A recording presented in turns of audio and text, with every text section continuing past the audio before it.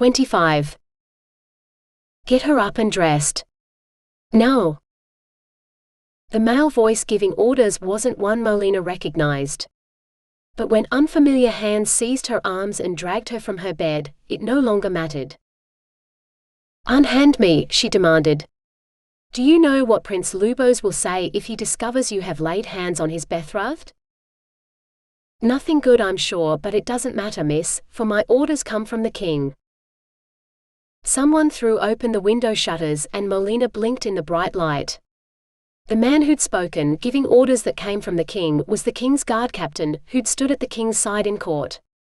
A man of honor, or so she'd thought. He caught sight of her too and turned his back.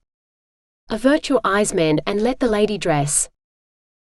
His men obeyed, and Molina hurried to don the clothes Lubos had stripped from her last night. Dropped from the very heights of passion to this rude awakening.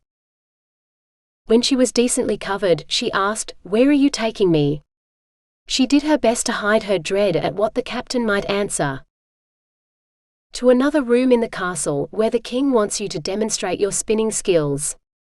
When your work is done, I have orders to return you to the prince's chambers.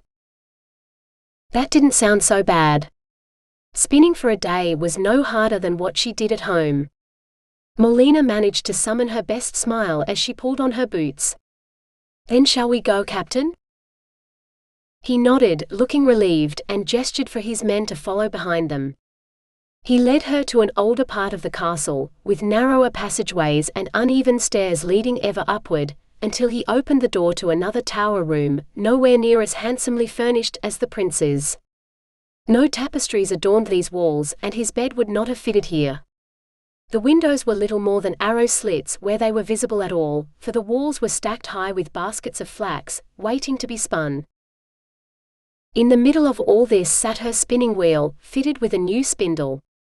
A box containing dozens more sat on a stool that was evidently where she was expected to sit, while she labored. It would be a challenge, but she suspected that with the aid of her wheel, she could have it all spun before the day was done. If not, well, it wasn't as though Lubos waited for her.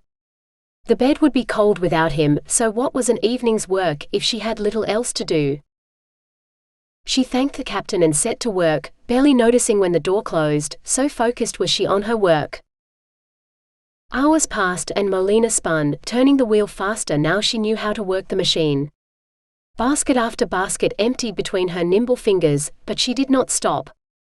She was determined to show the king what her contraption could do in well-trained hands. A week's work in a day, that's what, she told herself as she lifted the last basket. Her hands ached, but there was so little left it would be but the work of a moment. And it was, in no time at all, she reached for the door, ready to return to the prince's chamber, only to find the door was locked. She rapped smartly on the wood. "Captain, I have finished spinning all of the flax," she called. She heard the scrape of bolts being drawn before the door swung open. "Truly?" the captain asked, looking relieved. He hadn't believed she could do it, Molina realized.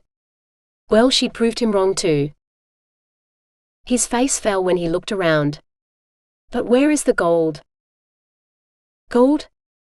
Molina looked blank, then remembered what Lubos had told the king. "The gold comes from selling the extra linen made this way. You can't honestly believe I am a witch who spins flax into gold directly, surely?" "What I believe matters not.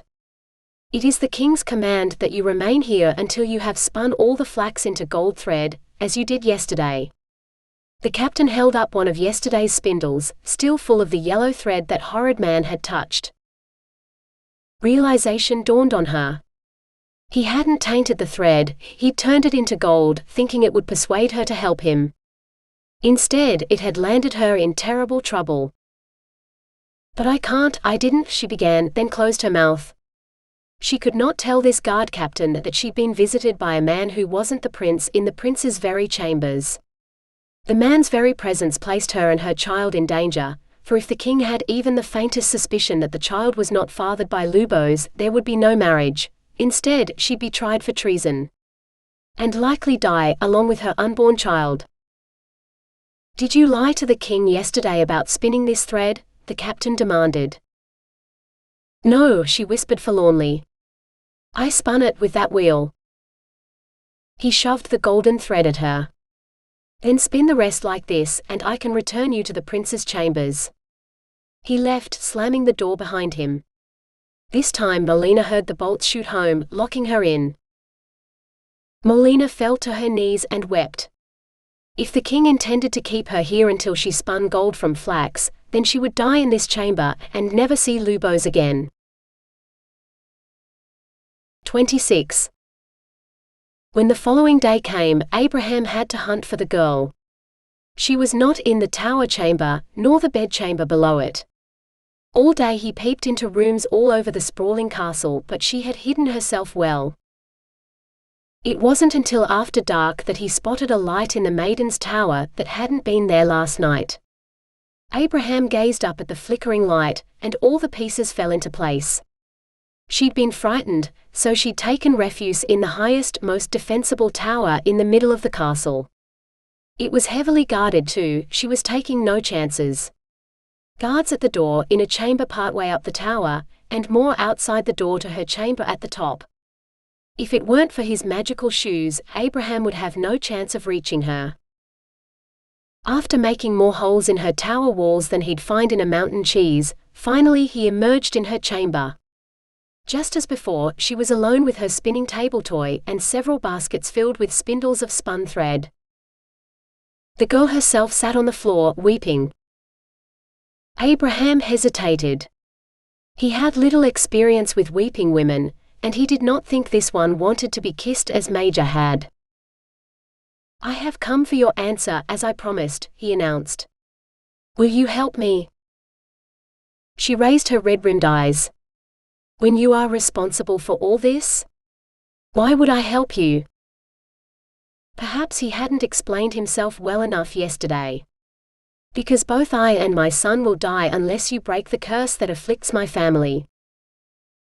What about me? She demanded, rising. I will die because of what you did. If I do not turn all this thread into gold like you did yesterday, the king will have me killed. If you want my help, then fix the mess you have made. You wish me to transform this thread? Abraham hardly dared to believe it could be so simple. She glared at him. The king demands that it be done, after seeing the thread you transformed yesterday. This must be the danger the seer had spoken of. So if I simply turn your thread into gold, you will agree to help me? If anything, the fire in her eyes burned even more deadly than before. If you work your magic on it, then perhaps the king will let me live long enough to consider helping you. For if you do not, he will execute me in the morning. He would have to save her. Very well. Abraham peeled off his gloves and plunged his bare hands into the nearest basket. Spindle after spindle he touched, until they were all transformed, and then he started on the next one. Behind him, he heard the girl tip out the basket he'd finished with. Checking his work, no doubt. But she would find no impurities in his gold. Its magical nature required no refinement. He reached for the third basket. You've missed two. She held out the spindles, their pale thread seeming ghostly compared to the shimmering gold of their companions. Abraham didn't dare risk touching her, especially not without his gloves. Set them there, he directed, pointing at the wheel table. It makes much more sense to do them a few at a time, then place them in the basket once they're done. As I did when I spun them, she said. Then you won't miss any. I didn't miss any. I just may not have touched them for long enough for the spell to work, Abraham said. Well, the second basket had 7 you didn't touch.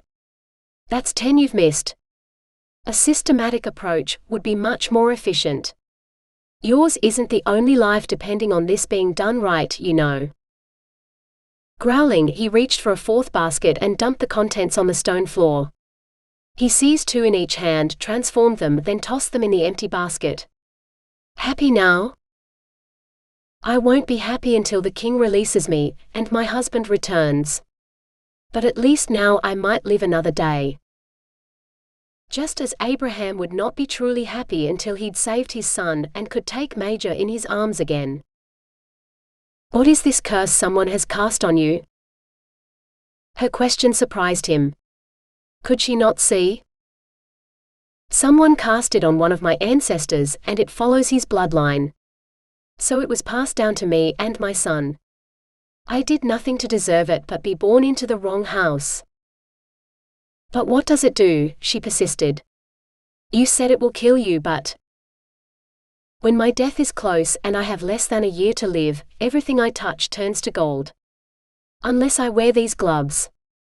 Abraham jerked his chin at the fur-lined gloves on the table. And then one day, or one night in my father's case, it is over. She nodded thoughtfully. So you are given a year to improve your family's fortunes before you die. It does not seem like such a curse to me. All men die, and at least you have more warning than most. Did she not understand? We die young. In our prime. Leaving a young wife and child behind, who we cannot touch from the moment the curse takes hold. My family have called it the touch, for that is the one thing we cannot do. Touch anyone we love. You cannot imagine what it is like. I cannot touch my husband, for the king has sent him on some quest, while he keeps me locked up here. I do not know how long it will be before I can touch him again or even see him again, for I do not know when he will return. So I know very well what it is like, though my misfortune is the work of men, you and the king, not some mysterious witch casting a curse. She was right, curse her, though he didn't dare say it. He set the last golden spindle in the now filled basket. There. This one is done. On to the next. She reached for it. I shall check it first. He sighed. He could not argue with that either. 27. Molina woke up on the floor, surrounded by gold-filled spindles. The strange man was gone, but he'd done his work well. True to his word, he'd turned all the thread into gold. The king would have to be satisfied now. She rose stiffly and made her way to the door and banged her fist on it. Captain, I am done, she shouted. I will fetch the captain, mistress, came a voice through the door. There was a pause, then a muffled, it may take some time to find him. Molina settled down to wait. By the time she could hear someone unbarring the door, the sun had reached the arrow slits that passed for windows, and it streamed down on the artfully piled-up spindles, setting the whole room aglow. The men in the doorway had to shield their eyes against the brightness, so it took them a moment to register her presence. The king's work is done, Captain, and I would retire to my chamber now, Molina said pointedly. A man stepped through the door, blinking. The guard captain looked like he'd been woken from a sound sleep. Yes, mistress. 2 of my men will see you safely to your chambers. I must report this to the king. Her arms felt leaden after all the spinning she'd done yesterday, so she was relieved when the guardsmen didn't take her arms like they might a prisoner. Instead, they walked behind her, letting her lead the way. As though she truly was Lubos' wife, and not some girl who hoped the king would allow her to marry him. For the madman Lubos had introduced as his father, the king, was not a man she could trust to keep his promises. Unlike his son. Vowing to hide in Lubos' chambers until he returned, Molina sank into the prince's bed. She had only a moment to wish the prince lay beside her before sleep claimed her for its own. 28. The following night, Abraham returned to the maiden's tower, where he found the girl sitting at the wheeled table, spinning flax into thread. The walls were stacked with baskets of the stuff, waiting to be spun. Before he could ask, she said, "The king is not satisfied with what I gave him this morning. He insists I must spin even more. He expects the impossible. No one could spin this much thread in a day, even with a spinning wheel. If you merely break the curse, I will leave you to your work and never disturb you again," Abraham said. She slammed her hands on the table and rose. "I know nothing of curses, unless you are one. Even if I can spin the fibers into thread, I cannot turn it into gold, no matter what the king thinks. Only you can do that. I wish you had never come to me at all, for you will surely get me killed. If I help you again, will you break the curse? Abraham asked. Why won't you listen to me? Why won't any of you stupid men listen to me? I do not know how to break curses, spin straw into gold, or work miracles. I understand water wheels and spinning wheels and mills, but men's minds spin in such strange ways it is a wonder you can survive at all. A tear trickled down her cheek. Yet it is my life at stake, because none of you will listen. Abraham swallowed. The seer had been certain. Only she could break the curse, no one else. For she had been alone in that tower room until he arrived. Please, he said simply. I am sorry for whatever trouble I have caused you. If I make amends, if I help you, would you be willing to at least try to help me break the curse? She stared at him for a long time before she said, Once my work is done, maybe I will be of a mind to help you. Though this will take us all night and into the next day, I am certain. He wanted to shake her, to demand her word, but he could not bring himself to harm the girl. He had less than a year to live, but if she did not do this task the king had set her, he would outlive her. And any hope for his son. Her wheel whirred into life, she had no time to spare, waiting for his answer when there was work to be done. Sighing, Abraham set to work. 29. A night and a day and half the next night it took before Molina finished spinning, as the strange man turned her work from linen to gold. She must have fallen asleep on the spinning wheel, for her back ached from sitting on the stool before it for so long.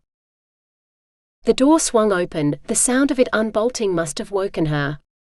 The guard captain had returned. Get her up. The king wants her moved. Bring the table too. And the stool, sir? All of it. Molina wished it were a dream, but as two guardsmen took her aching arms, she knew this was worse than any nightmare. They marched her out of the castle and down the cobbled streets to where she could hear the rushing water of the river. Did they mean to throw her in? Two men unbarred a massive set of doors, large enough to drive a cart through, which is what someone must have done, for the space she entered stretched for what seemed like miles in the light of the guttering torches. The vaulted ceilings told her she was in some vast storehouse or cellar, filled with baskets of flax. Distantly, she heard the sound of something being set down on the stone floor.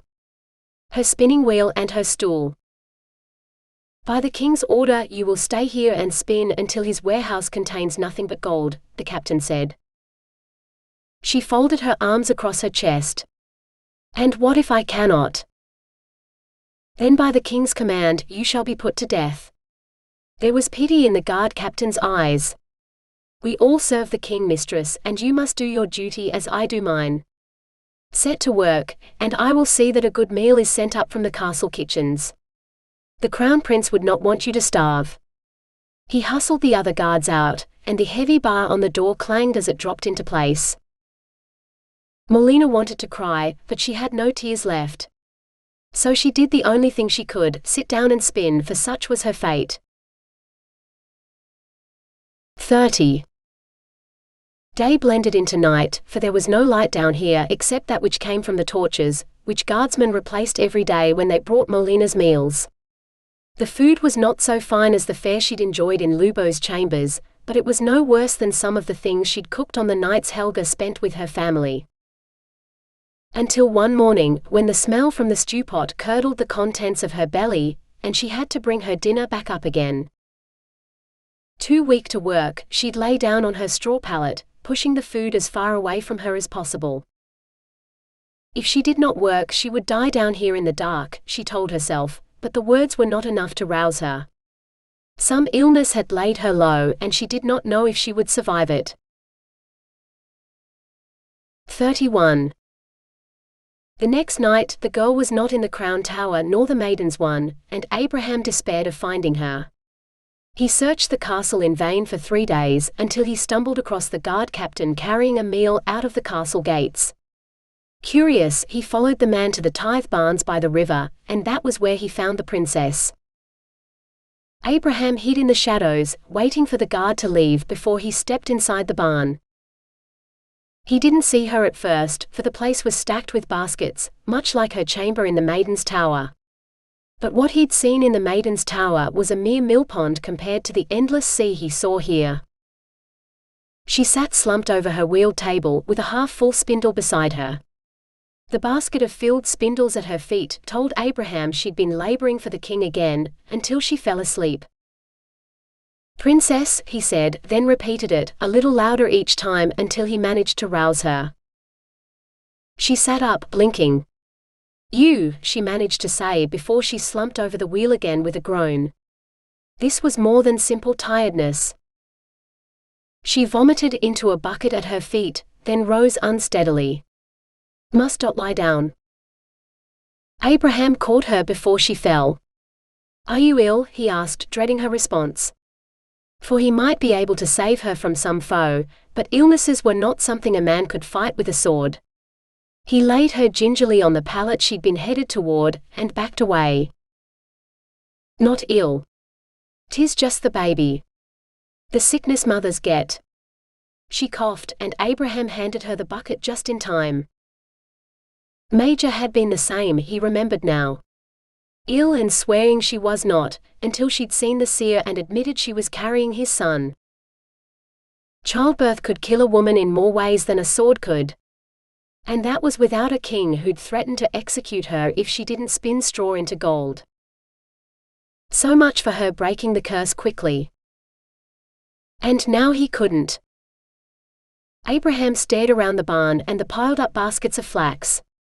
Even if she could break the curse now, it would cost her her life, for without his curse turning the stuff to gold, the king would kill her. No wonder she didn't consider it a curse. If he wanted his son to live, he would have to do the work for her, saving her and his son. Abraham sat down on the stool she'd recently vacated, twisting the thread between his gloved fingers as he spun the wheel experimentally. Long ago, Major had tried to teach him how to spin, but she had not done it with a wheel like this princess did. The thread broke, stuck between his fingers, and Abraham swore. Too late he remembered the princess was present, but she had fallen asleep and not noticed his foul language. Fortunately. He tried again, but every time the thread caught on his gloves and broke. He would have to take them off. Perhaps it was a good thing the king wanted his thread spun into gold, for between Abraham's bare fingers, the thread glittered as it wound its way around the spinning spindle. The hours galloped past, but Abraham focused only on his work. He rested occasionally, making up a second pallet in the shadows at the far end of the barn, where the guards would not see him when they brought the princess her meals. One day he woke to find her at the spinning wheel, her nimble fingers working faster than his could, though her slumped shoulders said she did not wish to. "Let me do that, princess," he implored. "You are in no state for such things. Return to your bed and rest." Her eyes seemed sunken, or perhaps it was a trick of the light. "I will rest when I am dead, which will be soon if the king has his way. You said once you wished to save your son. Well, I wish I could save my daughter. It seems we will both fail at our respective quests." She stroked her belly wistfully. That's when it hit him. All the times she'd refused him, told him she could not break the curse. What if it was not the princess, but her daughter? Her daughter would be a princess too. "Were you carrying the child when we first met?" he asked eagerly. "What does it matter to you, bringer of bad fortune? Because of you, she will die when I do." "Please. I mean you no harm, princess. Truly. Whatever sins I have committed against you, I pray you will forgive me." She looked at him long and hard. "I pray I will too. But not yet. And if it matters, though I have no idea why it might, yes, I was already carrying my husband's child the night you invaded my chamber and made the king think I can work miracles." Abraham shook his head. "Your husband did that, not I. I was listening when he presented your work to the king. Miracles is his word, not mine. Come with me now, and I will save you from the king and your thoughtless husband, and when your child is born, I will see she is treated like the princess she is. I will not leave the man I love. Not for the king, or you, or anyone." She coughed and reached for the bucket. "Prince Lubos will return. He will help me and will marry me just like he promised." She rose shakily to her feet, staggered to her bed, and fell face first into the straw. After a long moment, she moved so she lay more comfortably. "I must rest. When I wake I will work more." "Swear to me you will give me the child when she is born, and I will spin all the straw in this room into gold," Abraham said. "You will live and stay with your husband, and your sacrifice will save my life and my son's." The princess coughed again, but she did not reach for the bucket. It took Abraham a moment to realize she was laughing. "Give up my child to you? A strange man I neither know nor trust? You are a fool. No. You shall not have her." Abraham folded his arms across his chest. "Then I will not help you." The standoff did not last long. The princess fell asleep, and Abraham went back to work. For he could not let the girl and her daughter die, not if one of them could save his son. And as long as he stayed, he would keep trying to convince her. She would agree eventually. She had to. 32. While the princess slept, he spun. When she awoke, sometimes he would sleep, and at others, he would ask her again. Her answer never changed, she would not give him her child. Until finally, after several days of being unable to leave her bed as the sickness laid her lower than usual, she said the words he was waiting for, "Yes. If you can spin every bit of flax in this place into gold before the king executes me, then the child is yours." He wanted to cheer and dance, but Abraham knew he could not stop working. For while there was work to be done, he could not stop. Because the pain in his chest was increasing and his days were numbered. If he did not finish his task before the curse claimed him, then this would all be for naught. Abraham spun until his fingers ached, and then he spun some more. Twisting flax into gold, watching the spool fill, then swapping it for another. Until he reached for a fresh basket, and found they were all empty.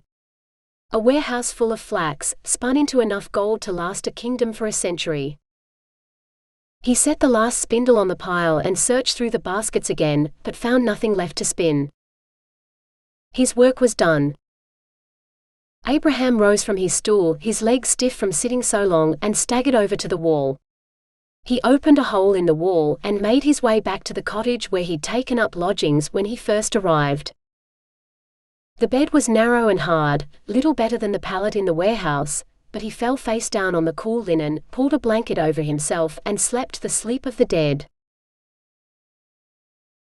33. Lubos had never ridden so much in his life. He lingered in each barony only long enough to hear the tales of this summer's low harvest and see the truth of it for himself, before heading to the next one. Molina was in his mind every day and every night. A dozen times a day he'd turn to see her riding by his side, only to find he rode alone. At night he'd wake to a bed that was cold and lonely without her. Life was cold and lonely without her. The faster he fulfilled his quest, the sooner he would stand with her at his side in the new cathedral as his bride. But the longer he rode, the more he realized his father had sent him on a fool's errand. There were no grounds for his father's suspicions, as he would know if he stepped outside the castle long enough to see the farmlands for himself. Signs of the spring floods were everywhere for anyone with eyes to see. Could his father be so blind in his old age that all he saw were the slights of the past, when what the kingdom needed was a man firmly grounded in the present who could look to the future?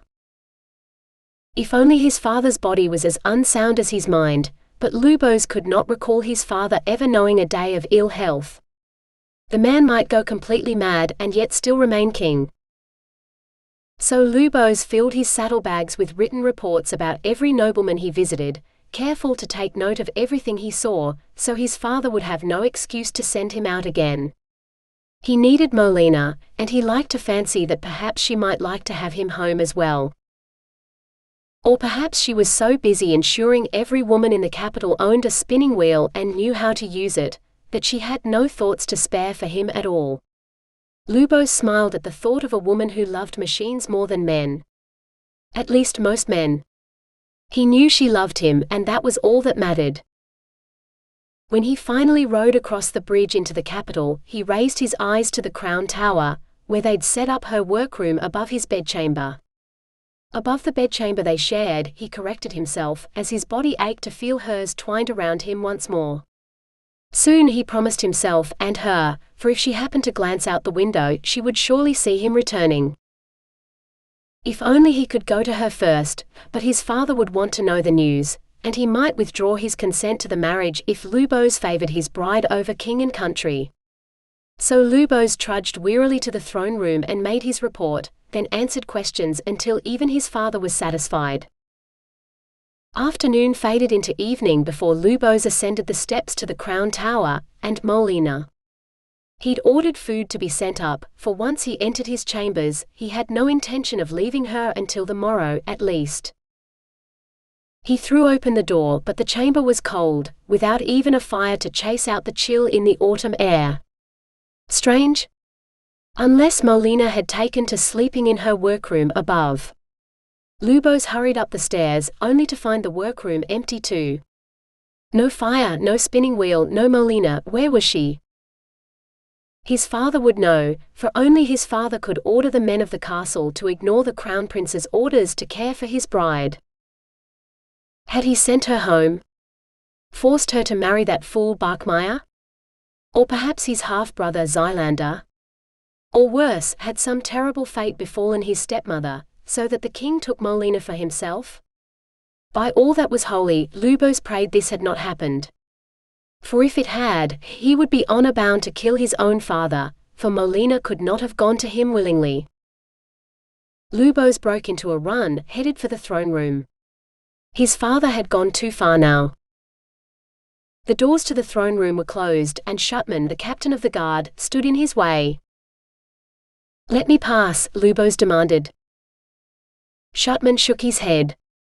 "You are the heir to the throne. His rages have already driven your brother and sister away. If I let you pass, he will turn his rage on you, and if he orders me to kill you as a traitor, I shall have no choice. The kingdom will need you to take the reins when he is gone. Besides, he has almost forgotten about the girl. If you did not return this week, I would have risked freeing her myself." "You know where she is?" Freeing her meant she was imprisoned somewhere, not married to someone else. Lubos dared to breathe again. "Take me to her."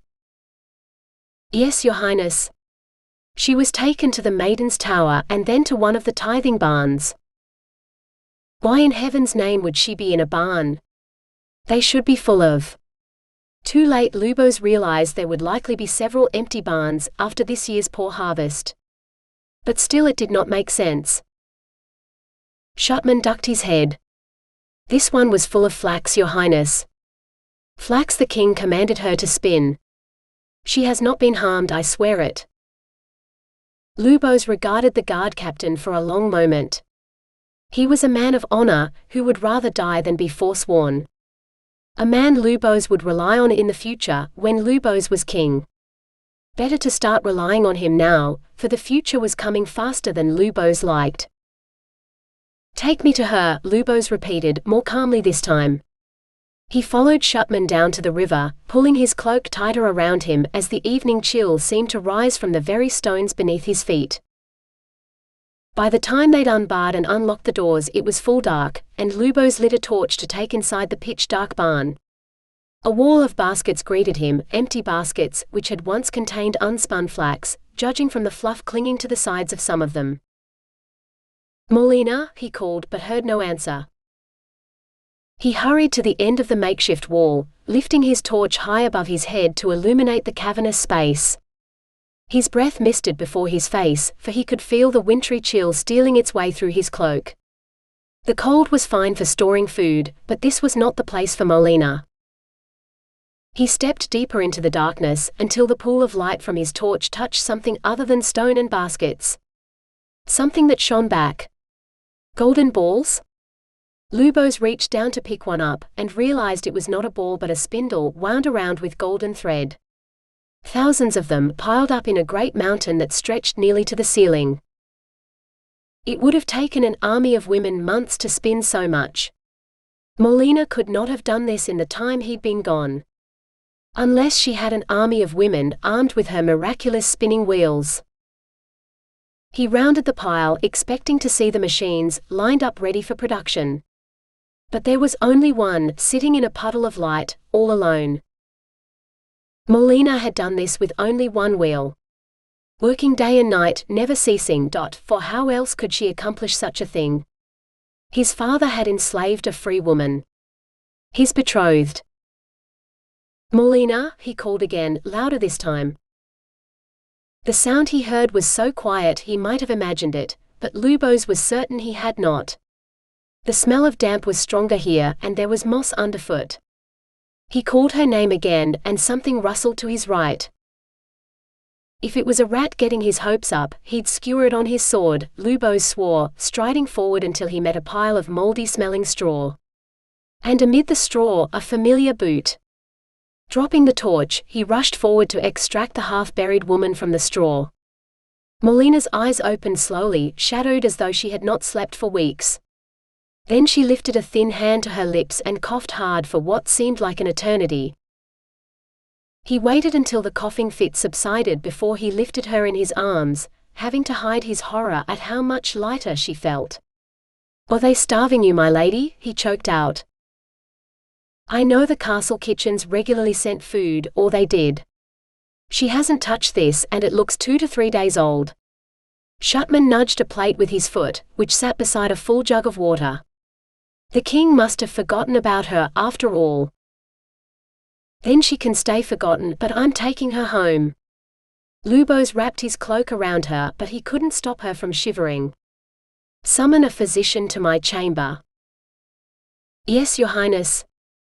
Shutman hurried off into the dark, his torch bobbing as he ran. Lubos didn't dare run, carrying such a precious burden, but he strode with such purpose not even the gate guards dared to get in his way. When he reached his chamber, he was pleased to see that someone had lit the fire, and a pot of something warmed on the hearth. He lay Molina on his bed and dared to look at her properly for the first time. She had not been plump before, but her bones showed through her skin now, and he hadn't imagined the shadows beneath her eyes. He'd seen corpses with more color, but her labored breathing told him she still lived. He peeled off her clothes, worn thin from overuse, and dressed her in one of her new linen shifts before tucking her properly into his bed. Only then did he ladle a bowl of stew from the pot by the fire, and bring it to her bedside. He tasted a spoon of the stuff to make sure it wasn't too hot before offering some to her.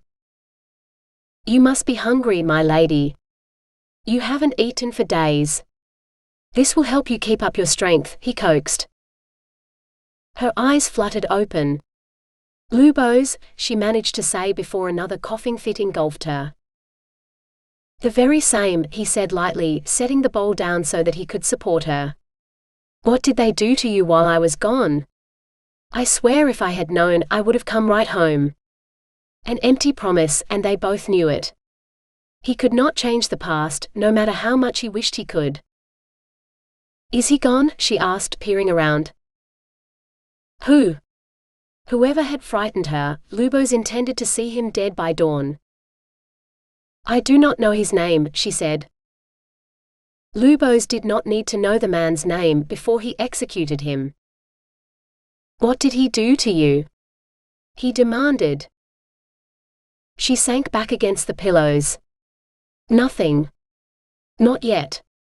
But I don't want him to take my child." Her hand slid down to her belly.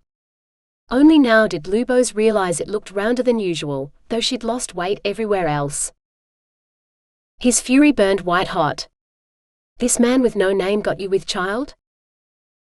Molina smiled wanly. "No, the child is yours. Ours. No man but you has ever touched me like that." No other man ever shall, Lubos vowed. My father said we could marry when I returned. Now I'm home, you shall name the day. As soon as you are well enough to leave my bed, if only for a few hours. Your Highness should not have brought some sick girl into your own bed.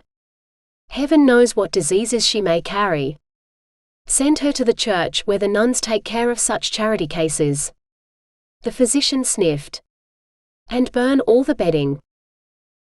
In 3 strides, Lubos stood before the fool, hauling him up by his collar until his feet dangled above the floor.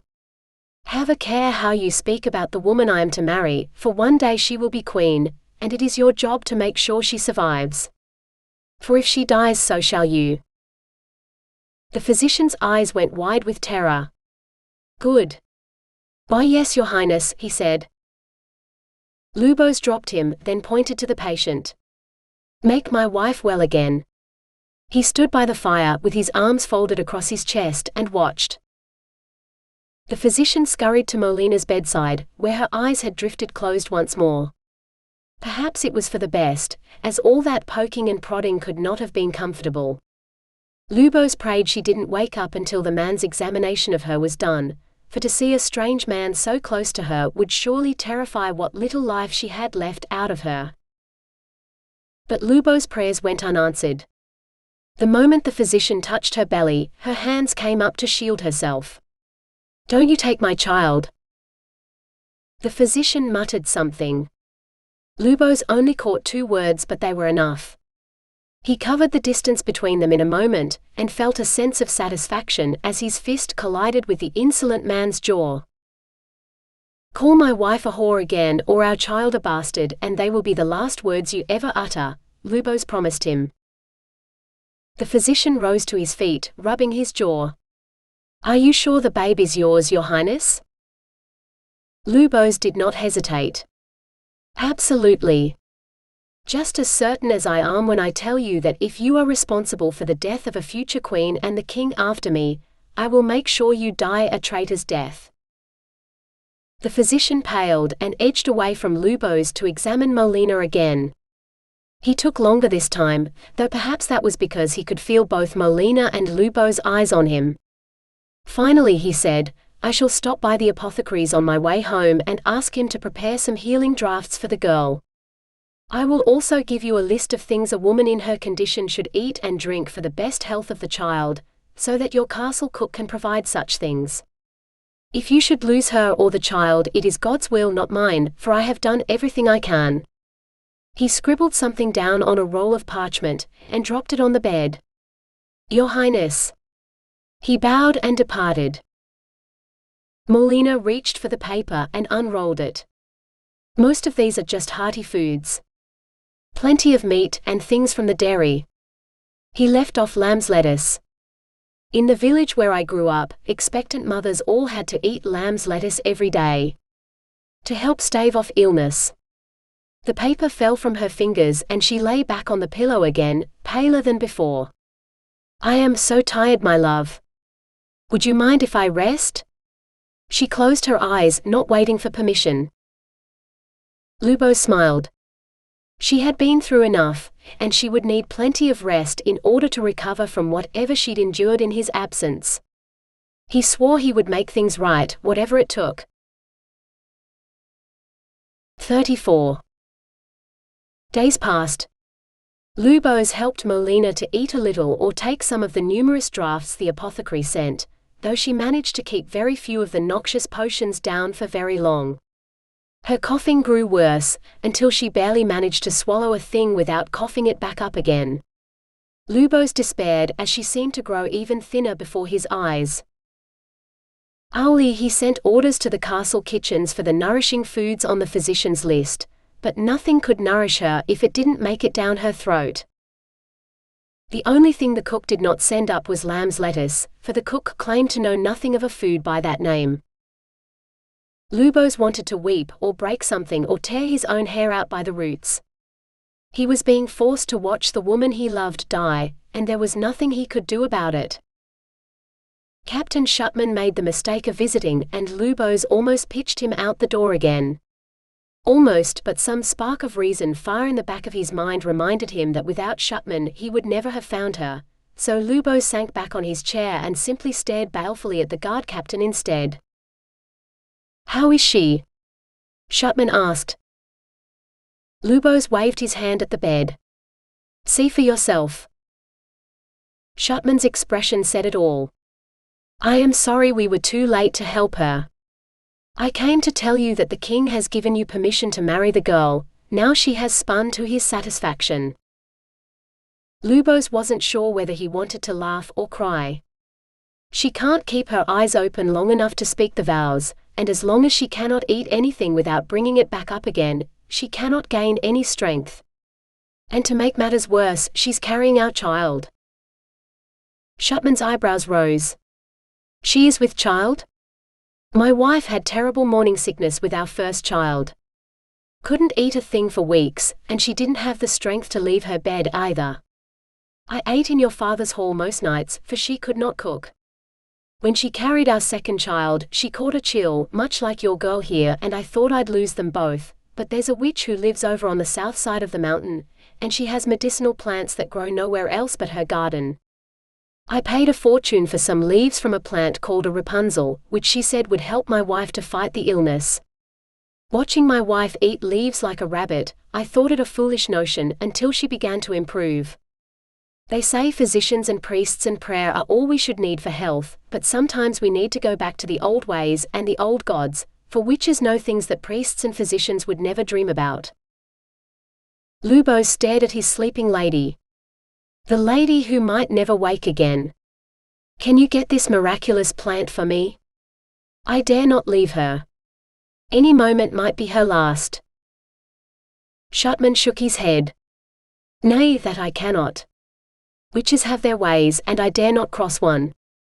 Whether a king or a commoner, if you want something from a witch, you must ask her yourself. It's half a day's ride. If you leave now and ride through the night, you might be back in time to feed your lady leaves to break her fast on the morrow. And if he did not, and she died during the night, he would never forgive himself."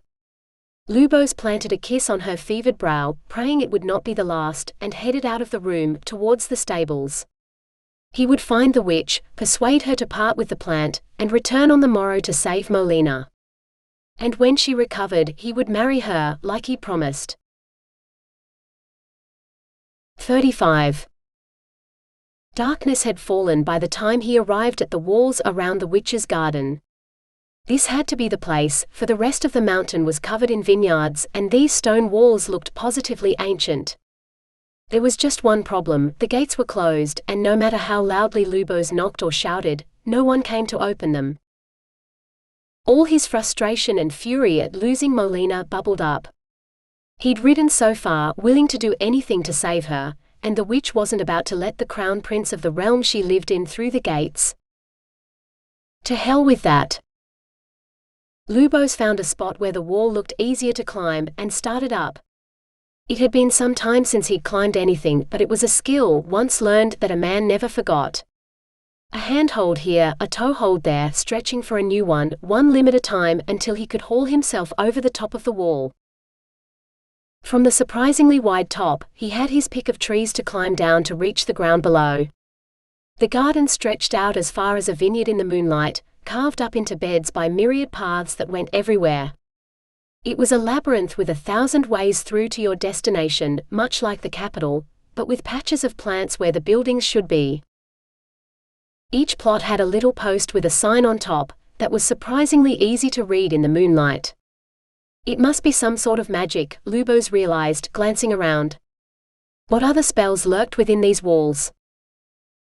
He was so intent on finding the sign with Rapunzel on it, that he nearly missed the right plot, for the sign said lamb's lettuce. He snorted to himself. Molina was correct, as usual. He peered at the sign again, and was surprised to see that it had changed so that it clearly said Rapunzel. Magic for sure. Lubos shivered. Well, whether it was Rapunzel or lamb's lettuce, this was what he needed. He stooped to pick a handful, and the whole plant came up like a turnip. He shook the soil free, then opened a sack and slipped the plant inside. He stared at the remaining plants for a long moment, debating whether he dared take more. For if one was not enough, he would not have time to ride back here for more. In the end he took 3, reasoning that if one had been enough for Shutman's sick wife, then he would need at least 2 for Molina. 3 just in case. He'd brought a bag of gold coins to trade for the plants, and he emptied the pouch into one of the holes he'd left as payment. Though he'd climbed the wall at night and taken the plants without asking the owner, he was a prince and a man of honor, not a thief. That much gold would feed a family for a year. More than enough payment for 3 plants. Tying the sack shut, he flung it over his shoulder. Now he had another decision to make, back over the wall the way he'd come, or through the gate, which surely opened from the inside. Leaving the gate open would surely alert the witch that she'd had a visitor, but Lubos had never intended his visit to be a secret. She'd know once she reached the Rapunzel beds regardless. He strode confidently toward the gate, holding tight to his precious sack of plants. Only to find a figure stood in his way. The witch lifted her lantern. Who dare steal from Mistress Coon? Lubos swallowed. I am Crown Prince Lubos, heir to the king, and I have left fair payment for the plants I took. Let me pass, for a woman's life depends on them. The witch did not budge. I decide what is a fair price, not you. Her eyes seemed to glow blue in the darkness. What is it you have taken? Ah, the Rapunzel. You lie, Prince. More than one life depends on the plants you hold. Lubos hung his head. 'Tis true. The woman I love is carrying our child. We were betrothed to be married, but she has fallen ill, and I fear for her life. He paused and added, and for the child. What is this woman's life worth to you? The witch demanded. She is worth more to me than everything I own, including my own life, Lubos said without hesitation. What would you give me if I let you leave with your pilfered plants, and my solemn promise to you that both the woman and her child will live long and healthy lives? For Molina? Anything, he said. The witch smiled and named a terrible price. 36. That's the last of the lamb's lettuce. I hope it is enough, for we have no more, Lubos said. He sounded cheerful. Molina struggled to open her eyes. They felt as heavy as the rest of her, as though they had not moved in far too long. Her hand flew to her belly, checking that it still swelled with the child growing inside her. She lived, and Lubos was home. She blinked against the bright morning light, and came face to face with a plate of leaves. Lamb's lettuce, her mind supplied. She'd never liked it in the past, but now she had the most irresistible craving to devour every last leaf. She reached for it. It worked. Large warm hands seized hers, and a man's bearded face loomed alarmingly close for a moment until she recognized Lubos beneath the scrubby beard. Then he kissed her. She batted him away weakly. It scratches, she complained. I'll shave immediately, he promised, then stopped. Though I should feed you first. Molina waved her hand. I can manage these leaves. You get rid of that horrible hedge. He laughed and bowed low. As my lady commands. She'd almost finished her salad by the time a servant came with warm water and soap, so Molina sat back and watched Lubos shave in the bronze mirror by the window. Her heart soared to see him again. All the darkness, all that drudgery, but that was done now.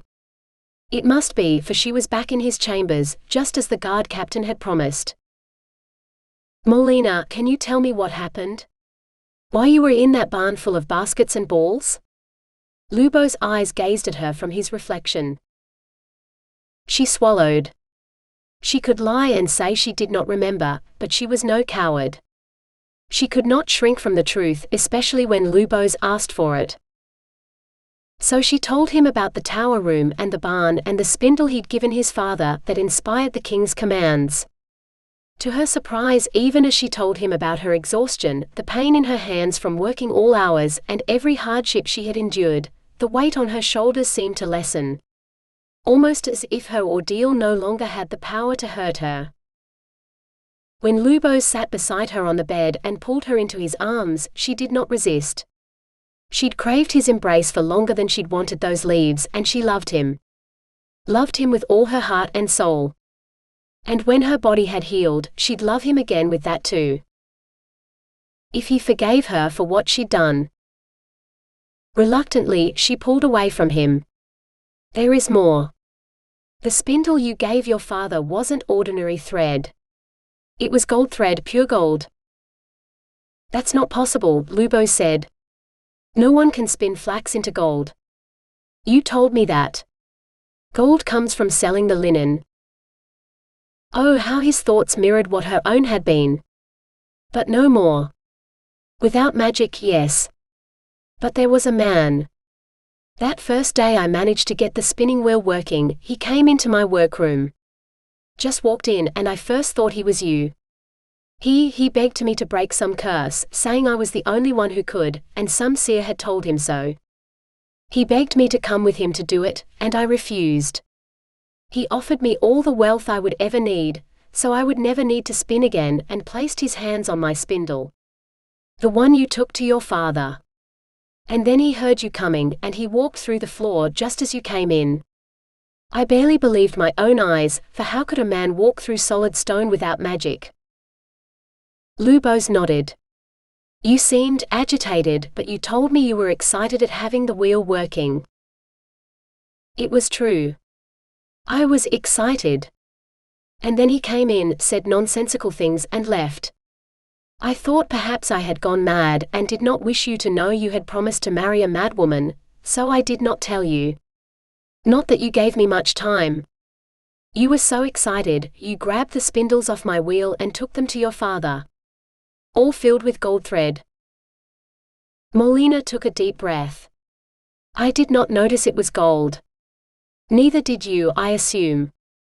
But your father did, and after you left, he had the guard captain take me to a room filled with flax, and he told me to spin. I did, spinning until my fingers cramped and I could scarcely see straight, until every spindle was full of fine linen thread. I'd worked a miracle, doing a week's work in a day, but it was not enough for the king. He had a spindle of gold thread, and my work wasn't done until I'd spun it all into gold. Lubos gritted his teeth. My father will rot in hell for this, I swear it. Molina hushed him. What happened to the king after his death was no business of hers, and the same fate might await her too for what she'd done. And she still hadn't told Lubos yet. The strange man appeared, walking through the locked door as though it wasn't even there. He asked me if I'd thought about his offer, and I lied, told him I was still considering it, but I would be able to think better once he'd turned the thread to gold, just like he had the other one the day before. All he had to do was touch the thread, and it turned to gold. It was magic, truly.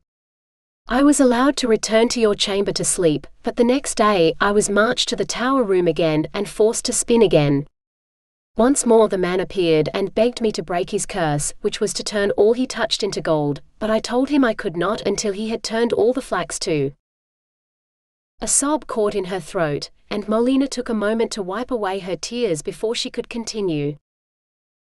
The next morning, the guard captain took me across town, down to the big warehouses by the river. It was full of flax, more than I could spin in a year without the spinning wheel. I protested that no one could complete this task, and the captain told me the king's command was that I had two choices. I could spin this flax into gold, and when I was finished, I would be allowed to marry his son. Or I could refuse, and I would be executed for daring to disobey the king. She swallowed. I had no choice, so I sat down and spun. It was not so bad at first, for some of the flax was poorly combed, and not suitable for spinning. Enough to make a bed for me on the first night, and one of the guards brought me food and drink. But one day the food did not smell quite right, and some strange sickness seemed to stop me from rising from my bed. I could not keep food down nor water. This went on for some days, until I was too weak to move. I think I slept, but I do not know. I awoke to find the strange man kneeling beside me, coaxing me to eat. For I had to break his curse, he said, and I could not break it unless I lived. Lubos held out his arms. I am so sorry, my lady. I should have been here, to defend you from strange men and from my father. Molina shook her head, refusing the comfort he offered. He did not know everything yet. He fed me and he did my work for me, spinning that flax into golden thread. He wore gloves when he fed me, but when he spun, he took them off. It was the touch of his bare hands that turned things to gold. I saw it happen with my own eyes so many times, I could not doubt it. And then in the middle of it all, he demanded I repay him for his hard work, and break the curse. I was forced to admit that I was not a witch, and I did not know how to break a curse, but I told him it was his cursed hands that had landed me in this mess, and if he did not spin all the flax into gold like that first spindle, then his hands would be triply cursed with my blood and that of my unborn child. Now she wept freely, for she knew she would lose Lubos when he learned what she had done. When I told him about our child, his anger faded, like clouds after a storm. He muttered something about how it must be the child, not me. And he refused to finish the work he'd started, unless I promised to give him the child. Our baby. He swore he would care for her as though she was his own daughter, in a castle just as grand as this, but if I did not, then I was cursing him and his son to death, and my death and that of my daughter would be on my head and not his. Lubos closed his eyes. You accepted his offer and promised him the child.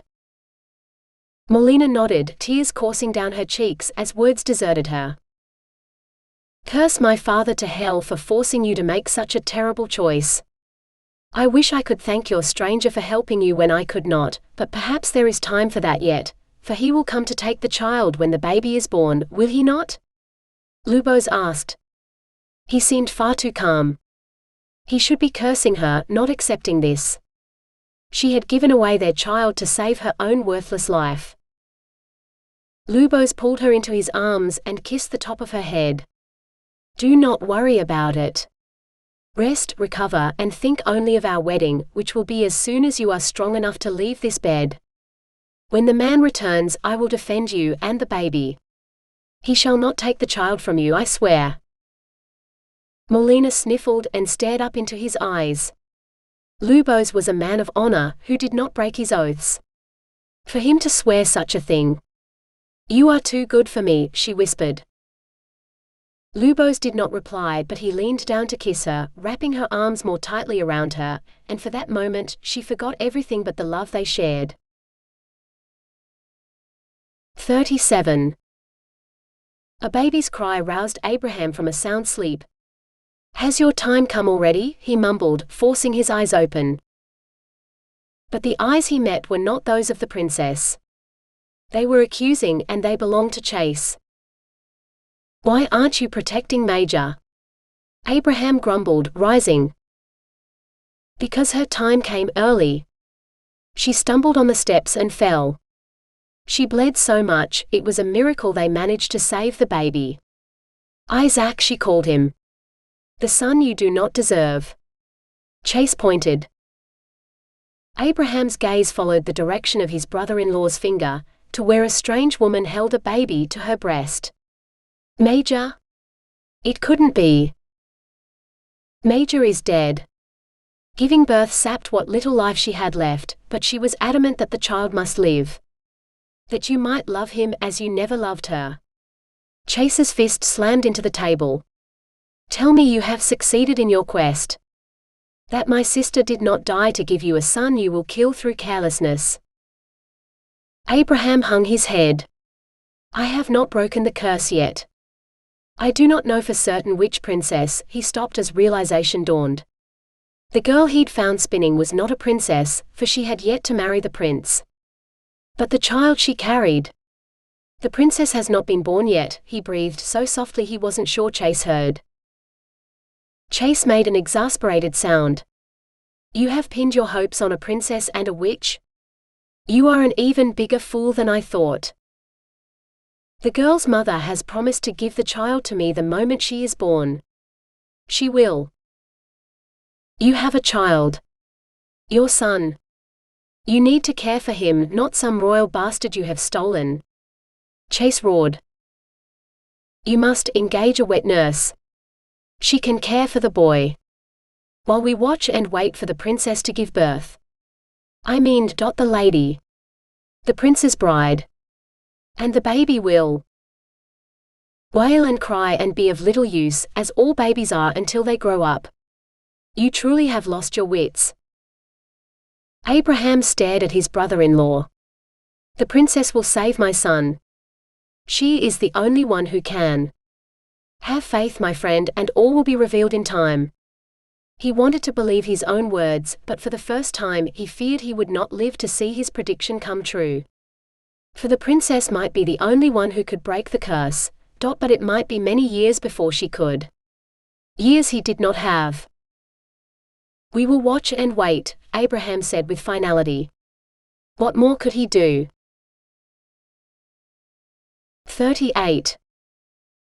Molina woke slowly, reveling in the feeling of Lubos' warm body pressed against her back, as he reached around her to cup her breasts. More, my lady wife, he whispered in her ear. Of course, she murmured back, sighing with pleasure as he eased into her from behind. Her belly was too big now for the frenzied lovemaking of their first nights together or even on their wedding night, but still he'd found a way to fulfill his promise of making love to her every night, and every morning too. His hands knew her body so well he soon had her gasping, then crying out his name as the first wave of pleasure crashed over her. As ever, he waited for the third time before his shout for joy drowned out hers. An amazing lover and a loving husband, Molina could not ask for more. He withdrew from her and helped her wash before cleaning himself up too. Lubos set a fresh log on the fire, warming the wintry room so that she would not take another chill. Then he crept back into bed and stroked her belly, eliciting an angry kick from the child inside. Do you think he will come today? He asked. I hope she will, Molina replied, as she always did. Lubos laughed then and rose to dress for the day. He might be the crown prince and not the king, but the king's mind was definitely slipping, and more duties fell to Lubos now, for no one wanted to risk his head by going to the king with anything the king might consider bad news. And there was no rhyme or reason for the things he decided constituted bad news. Why, the courier who had brought word of Lubos' younger sister, Guinevere's marriage to a neighboring king, was accused of lying and hanged for his supposed crime, despite bearing a scroll that bore both Guinevere and her husband's seal, for the king had no memory of agreeing to such a marriage. Bar the door until I knock, Lubos warned her as he left. Molina rose to do as he commanded, for that was the only way to protect her from the king and the guards who were still loyal to him. The only times she opened the door were to allow a maid inside to bring her meals, or to let Lubos back in once his day was done. 39. Small pains had bothered her for days now, but when her contractions truly started, Molina knew without a doubt that her baby was coming. She seized the bell rope and yanked on it, hearing the jangle of alarm bells summoning the servant who stood watch outside her room, ready to bring the midwife. She heard the patter of running feet as another contraction gripped her, leaving her gasping. When the pain had eased, Molina turned her attention to the door. She needed to unbar it to let the midwife in. It took her 2 tries before she managed to heft the bar from its brackets, and a third to tip it onto the floor so that the door could open.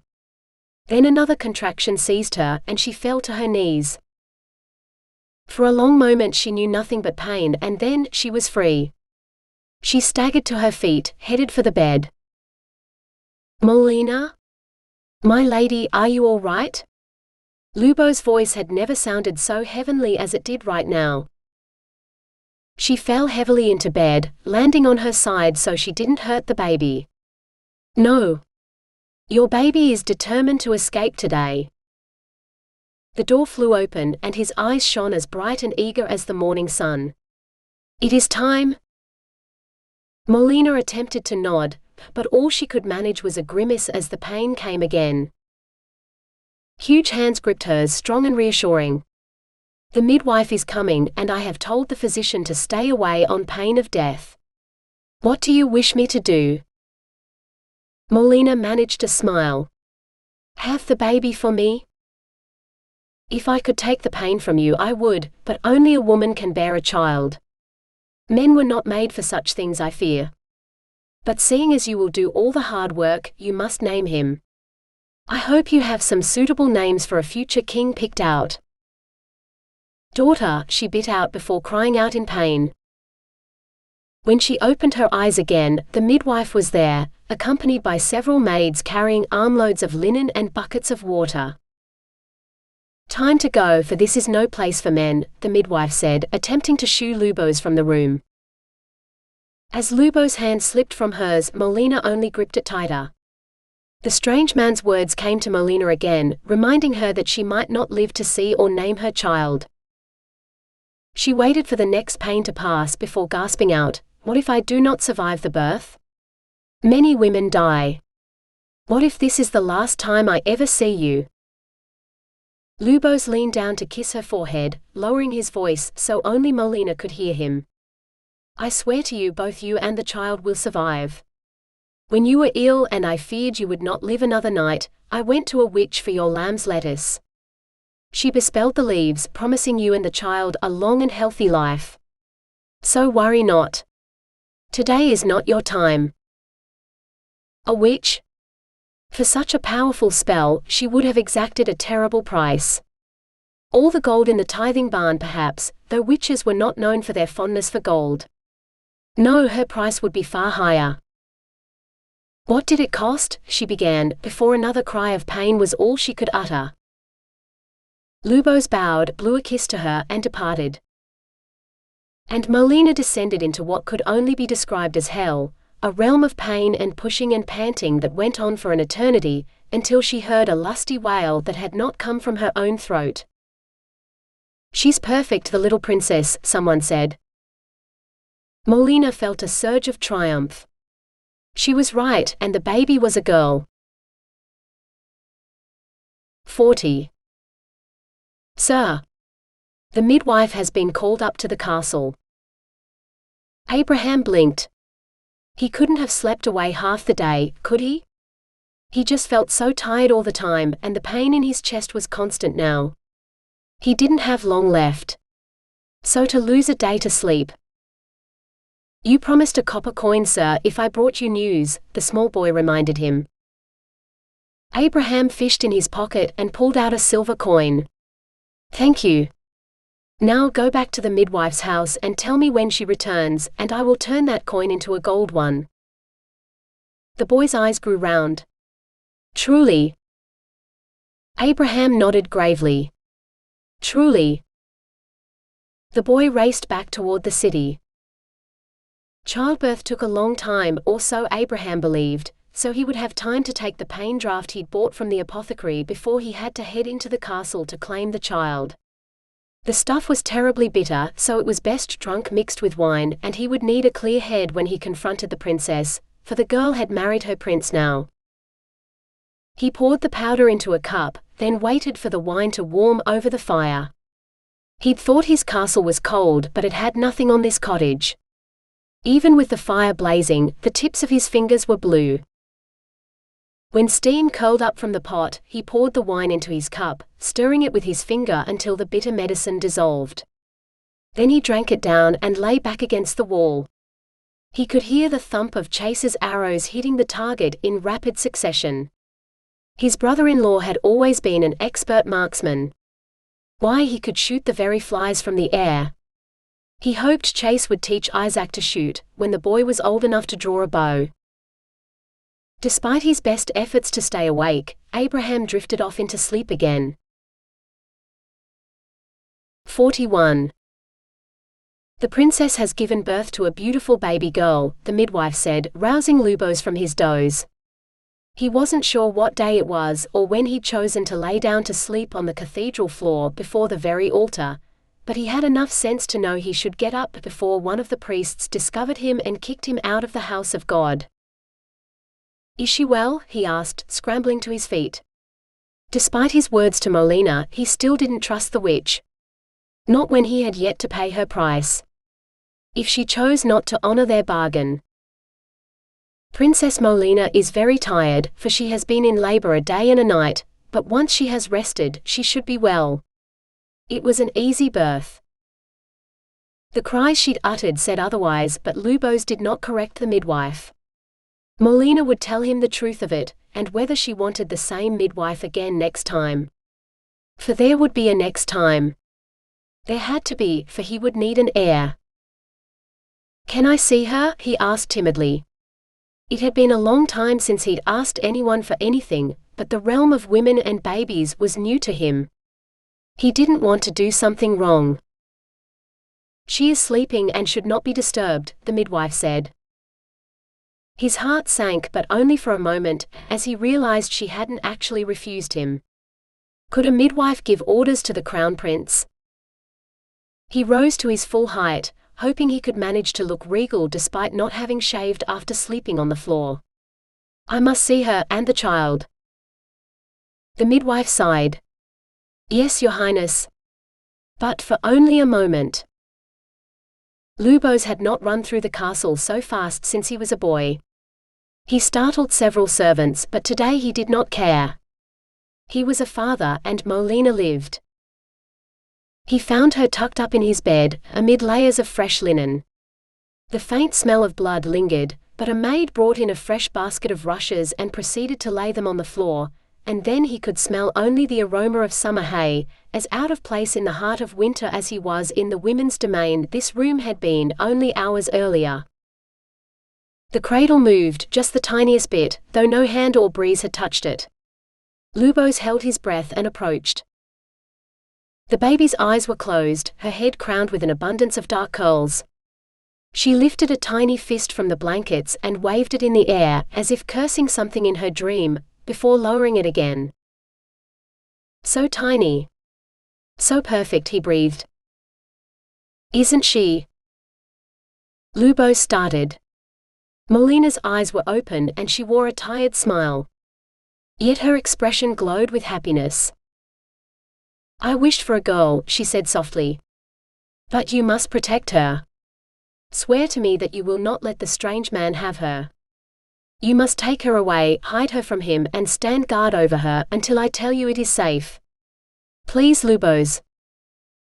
The words came easily. "I swear no strange man shall steal her from you. Take her. Take her now, for surely the whole kingdom knows about the birth, and he will come for her soon." Molina reached into the cradle and scooped out the little bundle, no larger than a loaf of bread. "A tiny person. Take her." Still Lubos hesitated as the baby was thrust into his arms. "I'm afraid I will drop her," he admitted. "She's so tiny." Molina's eyes burned with determination, despite the dark circles framing them. "You are her father, and you will neither drop her nor allow her to come to harm. You swore an oath, Lubos, and you will not break it." He held the child tightly, his heart sinking. Yes, he had sworn many oaths, and he would break none of them. Even if it broke his own heart to do so. She will be safe, he promised himself as much as Molina. He had to believe it. 42. Every hoofbeat felt like a nail hammered into his own coffin, but still Lubos rode on. He had sworn he would give anything in exchange for Molina's life, and he could not lose her now.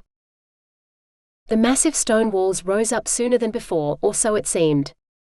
The gates swung open for him today, though he saw no one who might have pushed them. Magic, he told himself, and shivered. This made the child squirm against his chest, as though she felt his fear.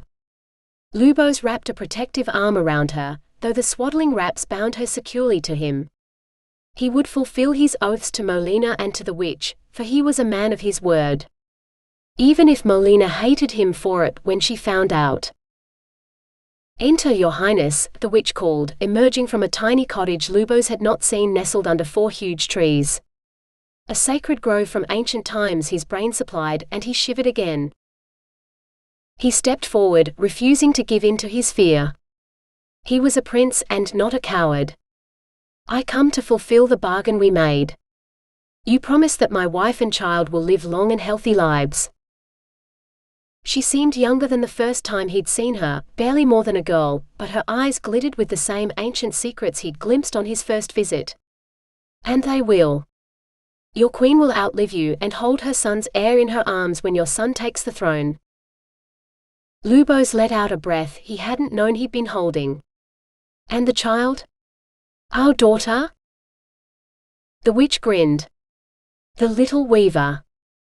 I have waited a long time for this moment. She held out her arms. Give her to me. Lubos crossed his arms over his chest. Not until you swear to me she will be treated like the princess she is, and cared for as well as her mother might. The witch laughed. Princesses are raised to be pawns in a much larger game, married off at the convenience of their fathers to cement this or that alliance. Much like your sister Guinevere, married to a man she does not love. Your daughter will be much more than a bedwarmer and broodmare for one of your allies. She will shape the future of many kingdoms, like one of the ancient queens of legend. I will take her to a place so safe, no one will ever find her to steal or harm her. She will outlive her mother, though she will not bring any kings into the world. I will have your word. Lubos would not give her the child without it. Yes, you are a man of words, when there is so much more to the world. Yet you shall have mine. I swear upon my own life that I will do everything in my power to prolong her life and health. No other girl child will be as precious to her mother as your child will be to me. Lubos wanted to trust her, if only because she promised so much of what she wanted. Yet even as he untied the baby from her bindings, taking her weight in his arms for what might be the last time, he did not want to surrender her. Give her to me, the witch demanded, her eyes glowing blue. Unwillingly, Lubos held out the child. It took only a moment, and his arms were empty. The next moment, he blinked and both the witch and the baby were gone, leaving him alone in the garden. Tears streamed down his cheeks and Lubos longed to throw himself to the ground and weep, but he dared not.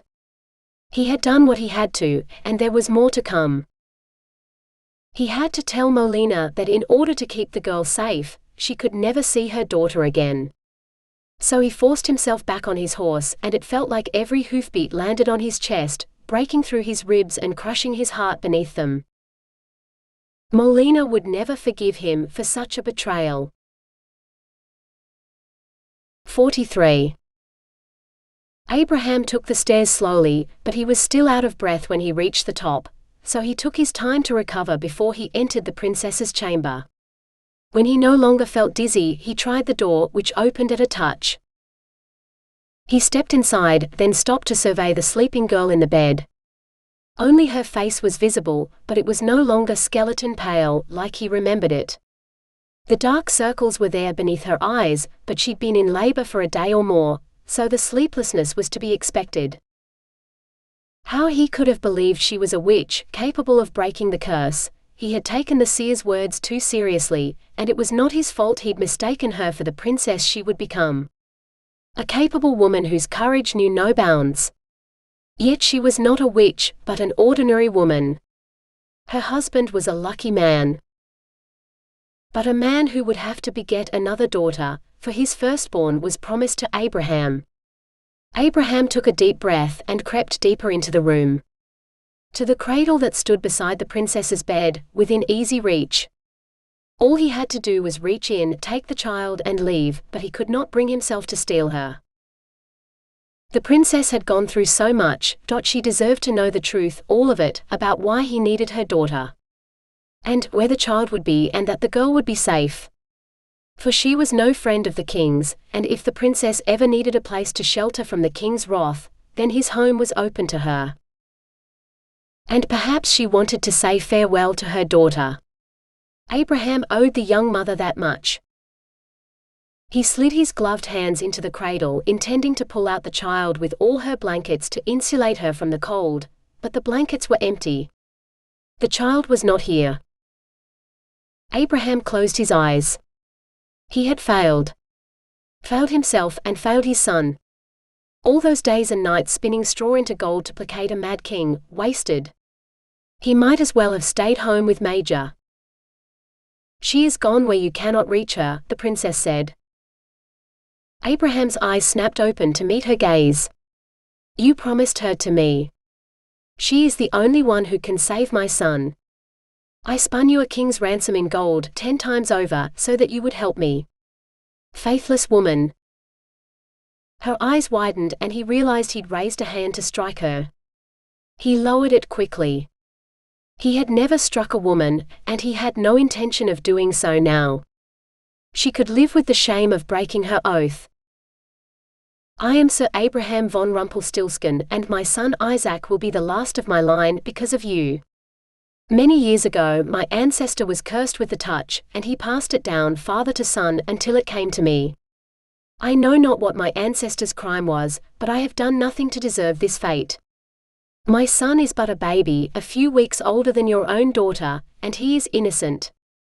He does not deserve to die young, and see everything he touches turn to cold metal. I beg you, princess, have pity on a father who only wishes to save his son. Abraham fell to his knees in supplication. Tears trickled down the princess's cheeks as she shook her head. I am sorry, Sir Abraham, but I cannot. My husband has taken her I know not where, and he will defend her with his life. I could never save you or your son, no matter how much I wish I could. I am merely Molina, a miller's daughter from a barony far to the south of here, with no special powers and no title until the prince married me. My only skill is with a spinning wheel. If I could spin a wheel and change your fate, I would, but fate is a weaver and I have no skill in that. I thank you for everything you have done for me. If not for you, both my daughter and I would be dead at the king's hand. I only wish I could return the favor. Then we are lost. He rose to his feet, waiting until the light-headedness faded, before heading for the door. He had pinned all his hopes on the princess, and she had dashed them in one blow. What are you doing in my son's bed, slut? And who is this vagabond? Is his chamber your whorehouse now? Abraham lifted his eyes from the flagstone floor to meet the gaze of an angry old man. An old man wearing a robe woven from gold thread. The Mad King. If it had not been for him, Molina would have told Abraham the truth long ago, and neither of them would have spent the summer locked in a barn, spinning their fingers raw. If not for this man, Abraham might have had the time to find a way to save his son. Get out. Both of you, the king snapped. Guards. Abraham pulled off his gloves. Are you the one who wanted straw turned into gold? The king looked smug. I have all the gold I need. We are now the richest kingdom on the continent. But if I need more, my son's wife will provide.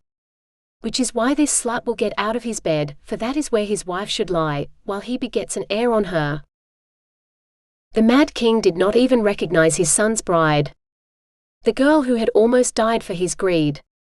As Isaac would die for it. Abraham let his fury rise up, his blood heating to boiling until it felt like molten gold in his veins. Perhaps it was. The princess will spin no more for you. Take your gold, and I hope it makes you happy in hell. Abraham laid his hands on either side of the king's face, and the king began to scream. The sound still rang in Abraham's ears long after it had stopped, and he opened his eyes to view his handiwork. The king was surely the ugliest statue Abraham had ever seen, and that was with his clothes on. Abraham touched the king's robe and boots until they too were solid gold. He turned to find the princess standing on the bed, backed up against the wall, her eyes wide with terror. You killed the king, she breathed. He deserved to die, Abraham said simply. My son will be avenged. He heard the clatter of running feet on the stairs. The guards the king had summoned, he guessed. Abraham knew he had little time left, and he had no intention of spending it in a prison cell in this castle, for killing the king. Abraham stamped on the floor 3 times, then touched the spot with the toe of his shoe. The flagstones opened up and swallowed him. 44. Lubos had hoped to find Molina asleep, but she sat up the moment he entered their chamber. "Where is Tesserina?" she demanded. "Who?" he asked. Grief and a long day's ride had surely addled his wits. "Our daughter," she said. "You said I might name her, and I thought." "It's a lovely name," Lubos soothed her. "But where is she?" Lubos swallowed. This was the part he dreaded most. "She is with the witch who saved your life when you were so sick. She swore she would protect her, keep her safe, and treat her better than any princess. A witch who can defeat death itself will protect her far better than you or I could, especially against a man who can walk through walls and turn things to gold at a touch. When your strange man comes..." She cut him off. "He has come and gone, stamping a hole in the floor through which he vanished. I have never seen anything like it. I know not where he has gone, but I hope he never returns. When I told him he could not have her, he flew into such a temper, I was certain he would kill me." She smiled wanly. "But instead, he saved me from your father." Lubos did not believe what he was hearing. "My father? The king?" "The late king. Abraham von Rumpelstiltskin killed him." Molina pointed at the door. "No, at a statue by the door." Lubos swallowed. The man had turned his father into a statue? He didn't want to get closer, but he had to be sure. The statue appeared to be a perfect replica of his father in one of his most violent rages. Bulging eyes, mouth wide open as he spat vitriol based on the delusions of his own mad mind, with his finger pointed at the long-gone target of his rage. Not the way he would want to be remembered, and definitely not the way Lubos wanted to remember him, yet here he was. It looked like Molina's strange man had encased his skin in bronze. No gold, like the thread he'd helped her spin. "Is he truly made of gold? We should try to get him out of it, to see if he still lives," Lubos said. "But how did one extract a man from his own gold skin?" Molina shook her head. "He is solid gold right the way through, and much too heavy to move. Just as the thread von Rumpelstiltskin spun was pure gold." Rumpelstiltskin? He had heard of such a place. A barony he'd visited, surely. Lubos racked his brain, searching for the memory. A castle on an island, in the river close to the western borders, protecting the richest trade routes to the west. Its owner was a wealthy man, one of the few who had turned in his regular tithe this year, the last man likely to be making a nuisance of himself here in the capital. Even his father had no quarrel with the man or his ancestors, loyal since the days of Charlemagne. Well, he'd had no quarrel before. If he'd still lived, father might not be so peaceable toward the family now. Now it would fall to Lubos to exact justice for regicide. To think Molina had been alone with the man, he should have been here, protecting her, instead of riding around the countryside meeting with witches. He cupped Molina's face in his hands and pressed his forehead to hers. "My queen, can you ever forgive me?" She blinked several times in surprise before she responded, "My king, there is nothing to forgive. If you swear our daughter is safe, then I must trust you. I will miss her, but she will never be safe here while von Rumpelstiltskin lives. You must do as you think best. Such is the burden of a crown." A crown. Thank the heavens his father had not been wearing it when he entered Molina's chamber. "A burden we shall share. With my queen at my side, we will rebuild this kingdom from the ruins my father left it in. Together. With spinning wheels, water wheels, and my best men scouring the country for the villain who killed my father, for I will see justice done for such a heinous crime. Call the guard captain. You will need his help in this. And together, maybe you can take the body out of here." She eyed the statue of the late king and shivered. "The king would have killed me if he had laid hands on me. When you find your father's killer, be merciful.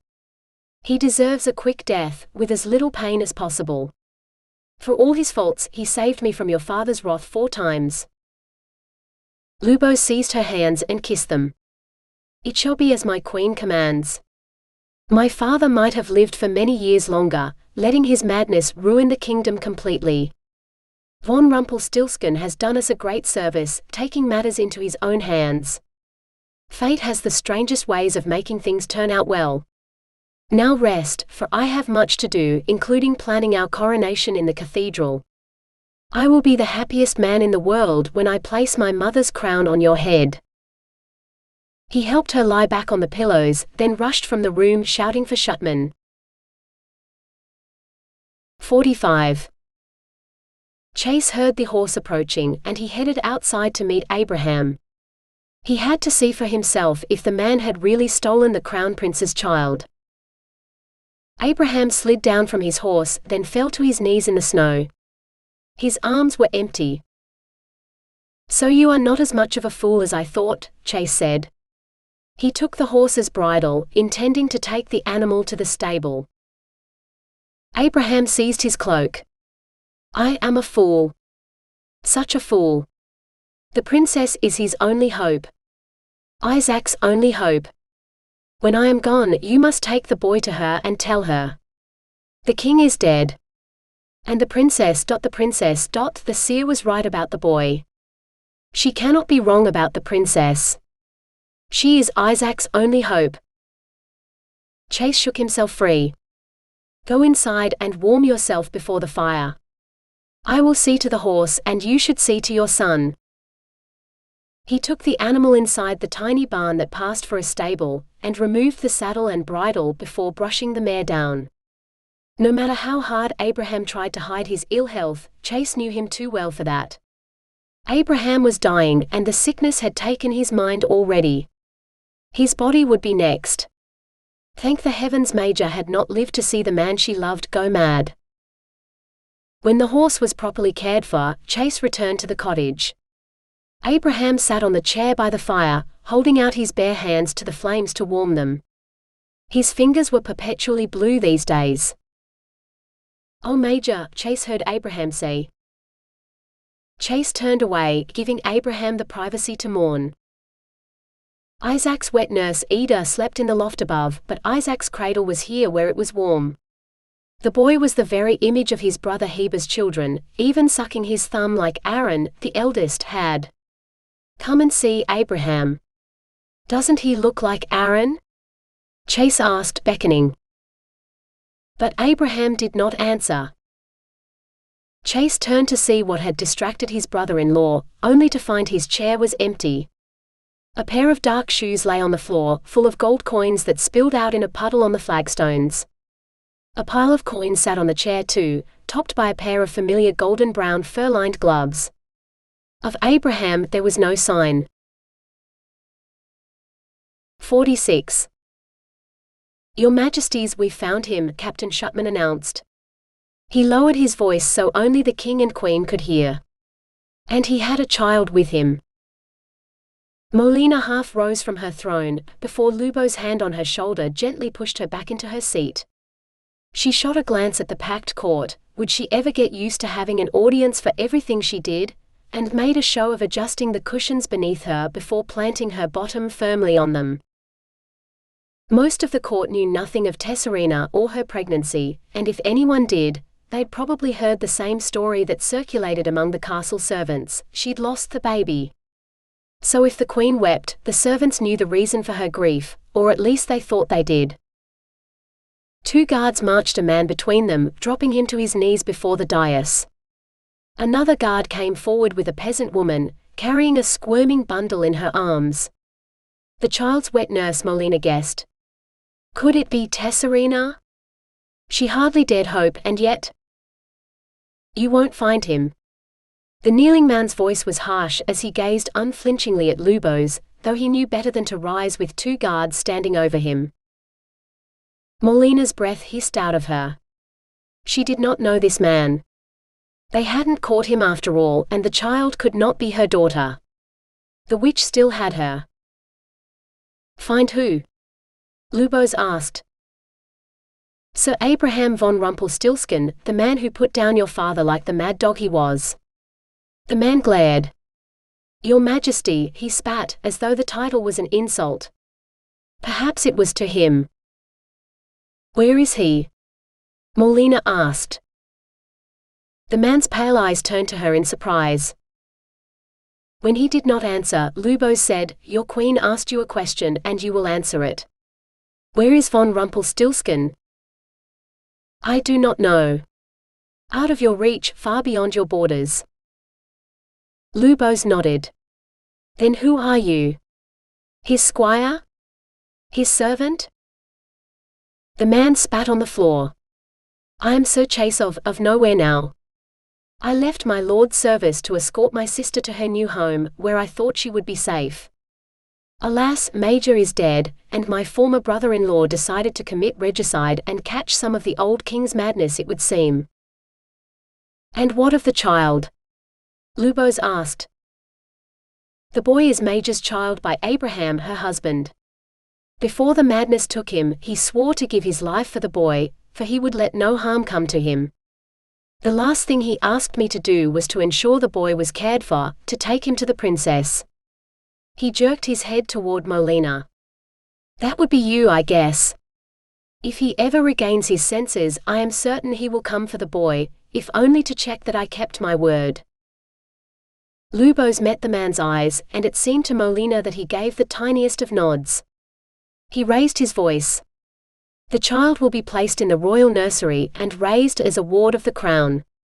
If he shows promise, he will be allowed to become a page, then a squire, and perhaps even a knight, like his father.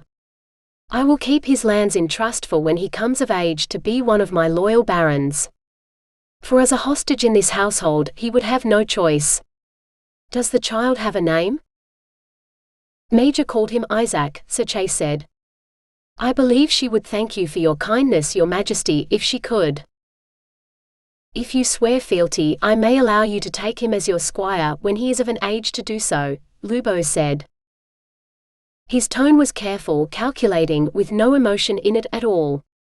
The tone of a monarch, Molina realized with a shiver. Sir Chase smiled faintly. "I thank you for the offer, your majesty, but we both know that is not a good idea. If Abraham were to return for the boy, tell him I am far away, serving some foreign lord or court.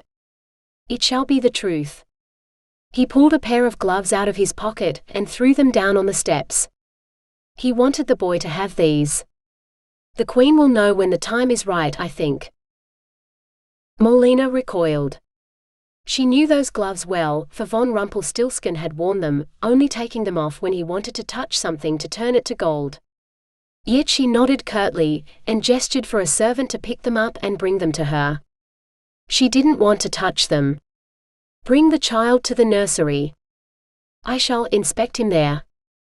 She beckoned to the guard with the wet nurse, as she rose from the dais and made her way out of the throne room. Lubos found her in the nursery later that evening, watching the boy sleep. They were alone, for she'd sent the wet nurse down to the kitchen for dinner.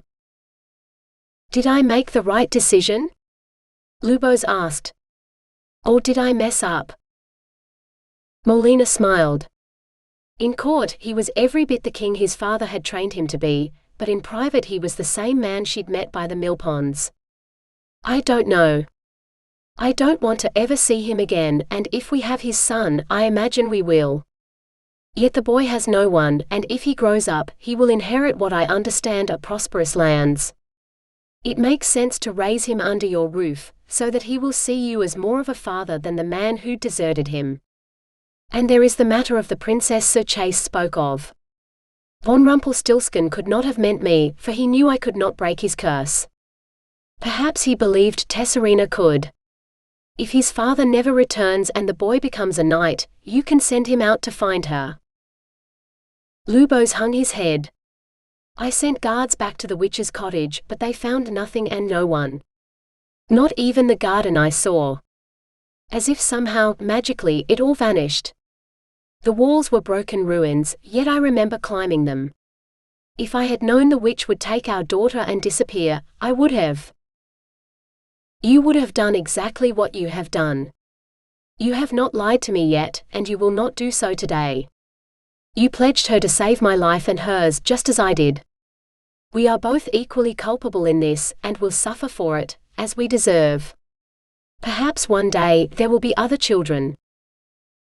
Lubos blinked. Other children? You mean job? But the midwife said. To wait until I am ready, Molina finished for him. It has been some weeks since she was born. I believe tonight I might be ready to take you into my bed, so that you can fondle these before they return to their normal size.